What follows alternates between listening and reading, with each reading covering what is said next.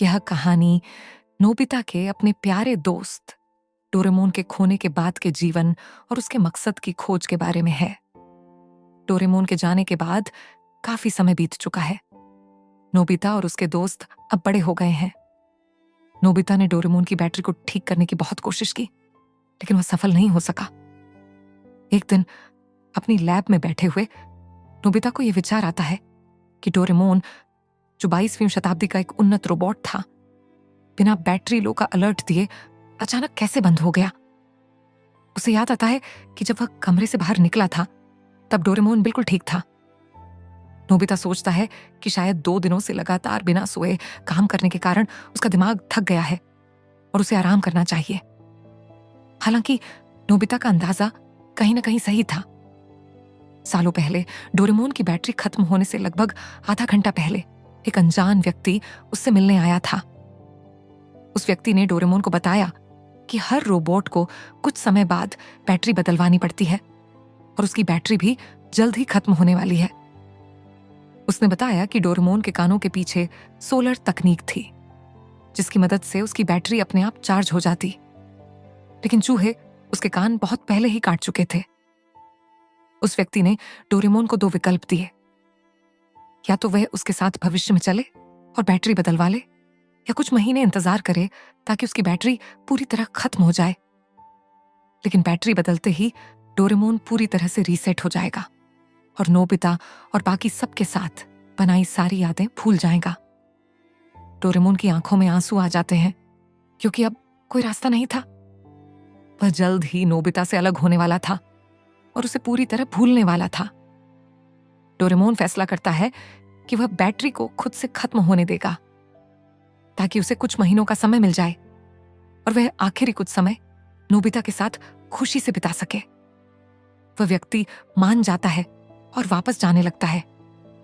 Doraemon एक comic book पकड़ता है और बैठ जाता है, ये सोचकर कि अपने आखिरी कुछ समय में वह अपने दोस्त नोबिता से बिल्कुल नहीं लड़ेगा और बहुत प्यार से रहेगा।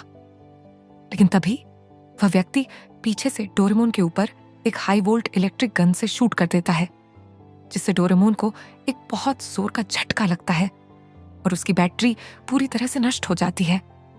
डोरेमोन सुन्न पड़ जाता है और वहीं बंद हो जाता है। वह व्यक्ति टाइम टीवी को एक कबर्ड में रखता है और टाइम मशीन में बैठकर वापस भाग जाता है।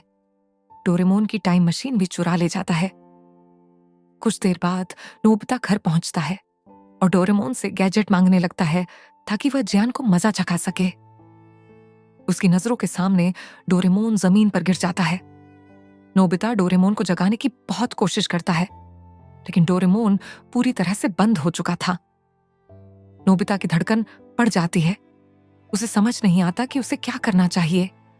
वह डोरेमोन की पॉकेट इस्तेमाल करने की कोशिश करता है, लेकिन अब वह पॉकेट एक सामान्य पॉकेट बन चुकी थी। नोबिता अलमारी खोलता है ताकि उसे कोई गैजेट मिल जाए जिससे वह डोरेमोन को ठीक कर सके। वहां उसे टाइम टीवी मिलती है, जिसे खोलते ही वह रामी से कनेक्ट हो जाता है।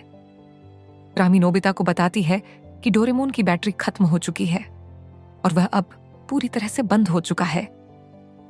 नोबिता भविष्य में जाने की कोशिश करता है, लेकिन टाइम मशीन वहां नहीं होती। डोरा नोबिता को बताती है कि वह भविष्य में या वह अतीत में नहीं आ सकती, क्योंकि 22वीं शताब्दी के रोबोट के चले जाने या खराब हो जाने के बाद वे अतीत या भविष्य में हस्तक्षेप नहीं कर सकते। यह टाइम पेट्रोल के नियमों के खिलाफ है। डोरा नोबिता को यह भी बताती है कि अगर किसी तरह से वह डोरेमोन को भविष्य में ले भी जाए तो बैटरी बदलवाने के साथ ही डोरेमोन की सारी यादें और डेटा साफ हो जाएगा और वह सब कुछ भूल जाएगा, जैसा कि उन्होंने रिबॉर्न ऑफ डोरेमोन में देखा था। उस समय जब डायरेक्टर डोरेमोन को बाकियों जैसा स्मार्ट बनाने वाला था, तब इसके साथ ही डोरेमोन रीसेट भी हो जाता। लेकिन डोरेमोन और नोबिता की दोस्ती को देखकर डायरेक्टर ने ऐसा नहीं किया था। डोरेमोन के रीसेट होने की बात सुनकर नोबिता अपने घुटनों पर गिर जाता है और रोने लगता है, क्योंकि वह नहीं चाहता था कि डोरेमोन उसे भूल जाए।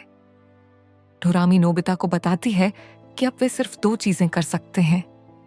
एक तो अगर टाइम पेट्रोल अनुमति दे तो वे डोरेमोन को वापस भविष्य में ले जाकर उसकी बैटरी बदलवा सकते हैं, लेकिन इससे डोरेमोन रीसेट हो जाएगा।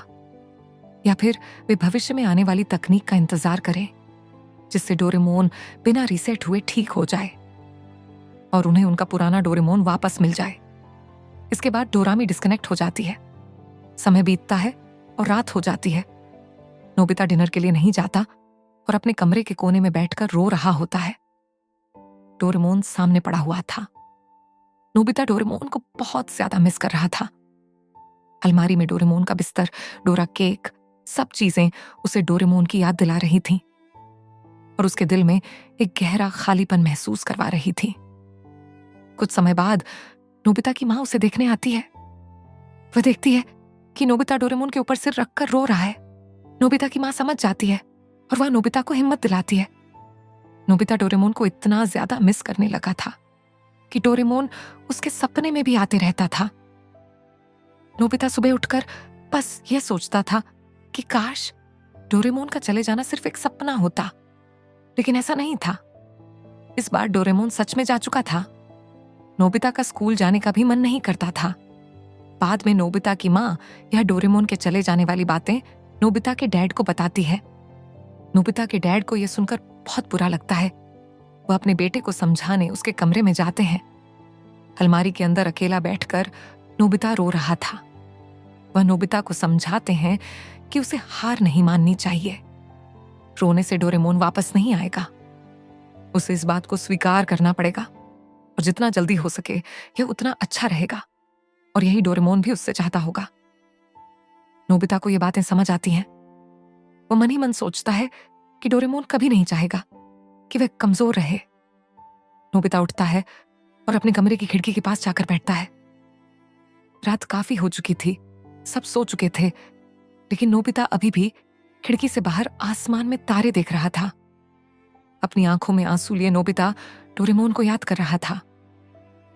तारों को देखते हुए उसने फुसफुसाया, काश मैं तुमसे आखिरी बार मिल पाता डोरेमोन।